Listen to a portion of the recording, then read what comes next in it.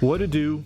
I'm Wood Dude. And in this vast digital place we call the internet, there exists a man so legendary and so well known, there are very few today who can say they haven't heard of him. A man who captures the hearts of thousands through his expression of emotion, but not through words, through paint. I'm talking about the Alaskan legend himself, Bob Ross. But what if I told you there's another legend, equally as amazing, albeit lesser known, who has inspired many through the timeless craft of woodworking. Hi, I'm Norm Abram. Welcome to the new Yankee Workshop. With a tricked out shop in Lexington, Massachusetts, Daddy Norm has been broadcasting the joy and freedom that is woodworking. Building all kinds of wooden masterpieces, most of the time in a single weekend. Now, both of these legends hosted huge TV shows in the 80s and 90s with hundreds of episodes. Many folks these days on YouTube are creating videos painting alongside Bob Ross. But I haven't seen anybody create something or build something alongside Norm. A tragedy that will be fixed today. Because I will be using one of Senpai Norm's videos to guide me in order to build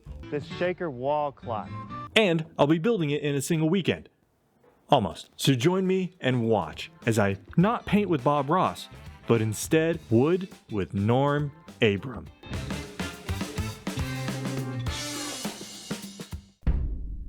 Go ahead, Norm. Take it away. Over here is some walnut, which is what the clock is made of. Already ahead of you, Norm, old buddy, old pal. I've already got my walnut milled up and ready to go. It is nice and flat.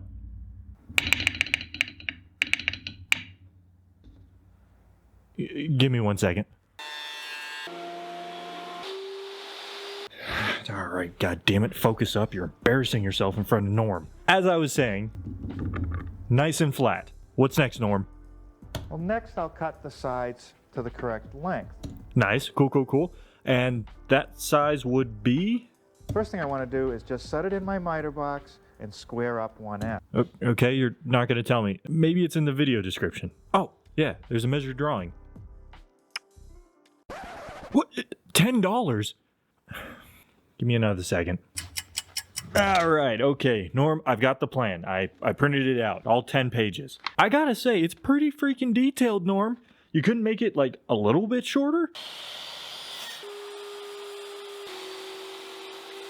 Okay, Norm, the pieces have been cut to size.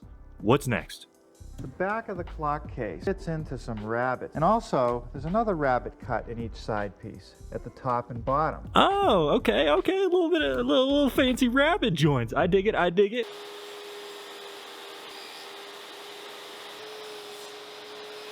Okay, so if I did all this correctly, these two pieces should fit together nice and flush. Which they do. All I gotta do is now glue them up and nail them together.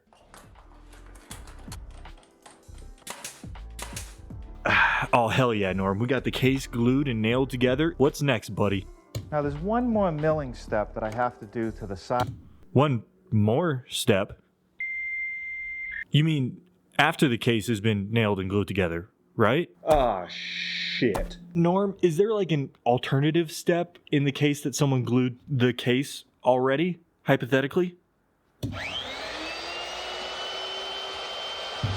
No, that's fine. That's great. That's okay. I'm okay.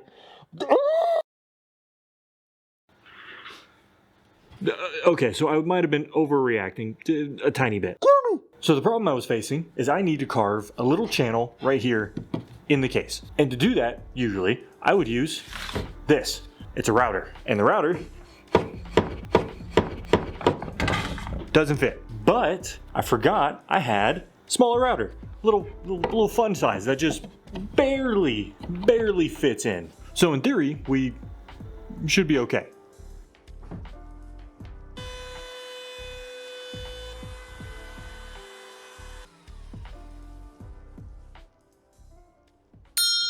Okay, no, crisis averted, Norm. We got it done. What's next, sir? Potatoes. Flip the piece in. Attach it with a couple. I don't have that little piece. I see it now. It's in the plan. You sneaky bastard. I'm gonna go make it.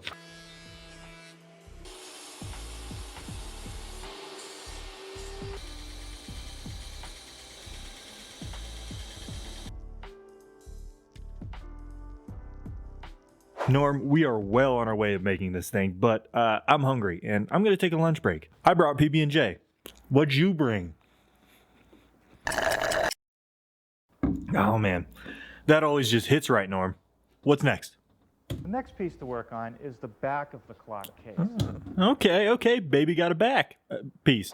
So to create the back piece of this cabinet, I'm gonna use some 1/2-inch MDF, as opposed to the solid walnut that Norm was gonna use. Shit's expensive. And for the little round part on the back piece, I'm just gonna trace a circle using this can of finish. Once everything is cut and looking good, I will stain the whole thing black with some calligraphy ink.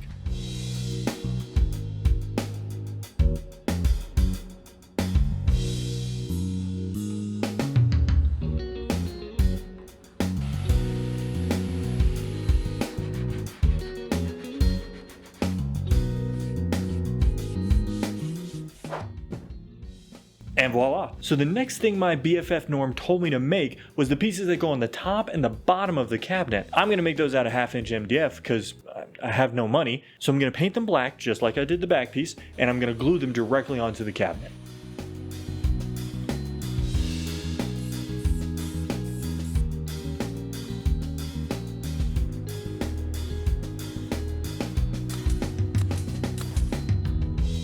I'm tired. I need bed. It's now day 2 of this walnut shaker wall clock cabinet thingy, and after a mediocre night's rest, I'm ready to get back to it. Norm, did you miss me?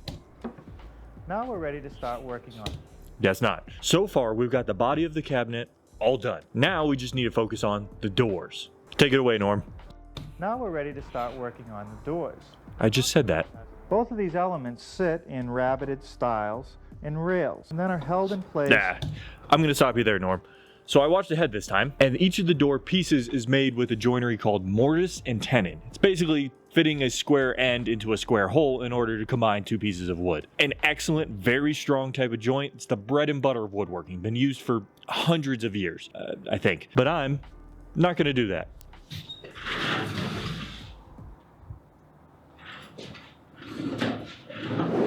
So I'm gonna make the doors using miters. Basically, I cut all the pieces at 45-degree angles so that when I bring them all together, they make a nice and square door frame. I then cut these grooves on the inside of each piece so that it can accept MDF that I've veneered with some walnut. Now, I veneered it on one side, which is a no-no when veneering. Woodworkers probably spit in my face, usually because you want to veneer both sides to prevent the piece from like warping. I think it's going to be okay. It's going to be captured inside the door frame. I'm going to seal the back of it, really lock it in place with some nails and glue, and maybe that'll prevent it from warping. Once the door is glued up, I'll carve a groove in the top side of the panel using my CNC and paint that little groove black to give a nice little modern detail. Like this. So all I got to do now is install it into the little cabinet with some utility hinges that I got from Home Depot. Then the final piece is going to be the actual clock itself. Norm had a glass panel that could open to reveal the clock face, which was just a bit of sticky paper with a quartz clock thingy in there. Probably just got it off of, well, Amazon didn't exist in the 80s. Probably got it somewhere. I'm going to use that same hardware, but my clock face is going to be a little different. It's going to be a little bold. Probably going to take the rest of day 2 and day 3 to finish it up.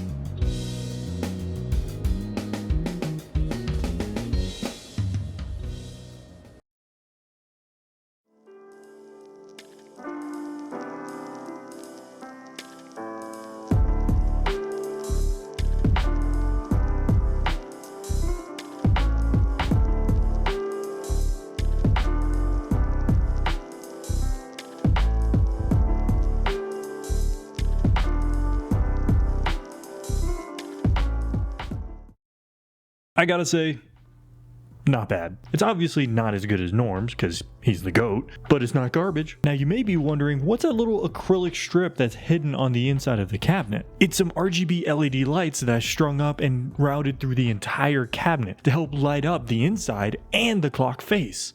I'm really happy with how it all turned out, especially the clock face, which I definitely got on the first try. There's one more secret hidden in this cabinet. Right under the clock face, there's a little notch here that you can pull down and reveal.